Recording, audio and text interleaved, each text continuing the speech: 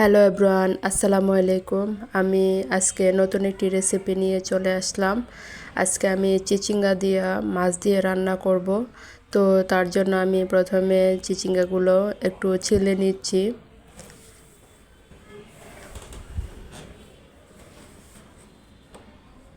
একটু বড় বড় করে টুকরা করবেন চিচিঙ্গা, কারণ এগুলো অনেক নরম হয়, গলে যাবে। তার জন্য আপনারা একটু বড় বড় করে কেটে নেবেন। আমি আলু পছন্দ করি, তার জন্য আমি 2টা আলু দিয়েছি।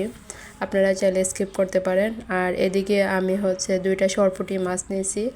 এখানে পরিমাণ মতো লবণ আর হলুদ দিয়ে মাখিয়ে নিচ্ছি মাছগুলো। আমি রান্না শুরু করার আগে আমি মাছগুলো ভেজে নিব। তার জন্য আমি একটা প্যান বসিয়েছি আর পরিমাণ মতো তেল দিয়েছি। তেল দিয়ে একটু তেলটা ছড়িয়ে দিতেছি আমি।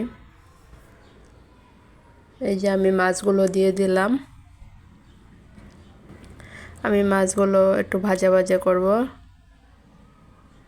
এখানে আমি মাছগুলো একটু উল্টিয়ে দিতেছি। একটু উল্টে দিতে গিয়ে আমার উপরে তেল পড়ছে, যাই হোক কোনো ব্যাপার না। আর এরপর যে আমি একটি পাতিল বসিয়েছি, এখানে পরিমাণ মতো তেল দিয়ে তারপরে আমি পেঁয়াজ দিয়েছি, পেঁয়াজ কুচি করে দিয়েছি। এখানে একটু আদা রসুন বাটা দিয়েছি। আদা রসুন বাটা মাস্ট বি দিতেই হবে আপনাকে। আর একটু মশলাটা একটু কাঁচা ভাব যাওয়ার পরে আমি একটু পানি দিয়েছি। আর এখানে লবণ, তারপর পরিমাণ মতো মরিচের গুঁড়া, হলুদের গুঁড়া, ধনিয়ার গুঁড়া দিয়েছি। এখন আমি মশলাটা একটু কষাবো, তার জন্য একটু ঢাইকা দিলাম। এই যে একটু তেল উপরে ভাসা ভাসা অবস্থায় হয়েছে মশলাটা।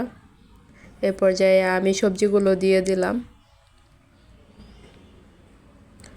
আমি সবজিগুলো অনেক সময় লাগাইয়া কষবো, কারণ যত কষবেন মশলাগুলো বা সবজিগুলো তত ভালো হবে তরকারি। আপনারা কোনো সময় কাঁচা অবস্থায় পানি দিবেন না। আমি এইটি অনেক সময় কষাইছি, অফলাইনে আমি অনেক বারবার নেড়ে নেড়ে দিছি পাতিল ঢাকনা সরাইয়া সরাইয়া। আপনারাও দিবেন। আমার ভিডিওটা অনেক লম্বা হয়ে যাবে, এই সুবিধাতে আমি শর্ট করে দিছি। আর এই পর্যায়ে গরম পানি করেছি অন্য চুলায়, আমি গরম পানি দিয়েছি। গরম পানি দিলে তরকারিগুলো সিদ্ধ হয় তাড়াতাড়ি, আর তরকারি খেতেও ভারী মজা হয়। এই যে আমি পানি দেওয়ার পরে আমি এখানে মাছগুলো দিয়ে দিব। এই পর্যায়ে আপনারা চাইলে এভাবে রান্না করতে পারেন। আর এখানে কয়েকটা কাঁচামরিচ আমি দিলাম। আপনারা স্কিপও করতে পারেন, কাঁচামরিচটা আমার ঘরে ছিল তাই আমি দিয়েছি। যারা যারা আমার চ্যানেলটি নতুন দেখতেছেন তারা আমার ইউটিউব চ্যানেলটি একটু সাবস্ক্রাইব করে দিবেন। ফেসবুক থেকে দেখলে আমাকে ফেসবুকটা একটু ফলো দিয়ে দিবেন। এই যে আমার তরকারির লোক দেখেন কত সুন্দর হয়েছে আর কত ইয়াম্মি হয়েছে। আপনারাও বাসায় এভাবে রান্না করে খেতে পারেন, দেখবেন ভালো লাগবে। এই যে আমার তরকারি রান্না করা শেষ। এ পর্যায়ে ভালো থাকবেন, সুস্থ থাকবেন। আল্লাহ হাফেজ। নতুন কোনো রেসিপি নিয়ে আবার আসবো।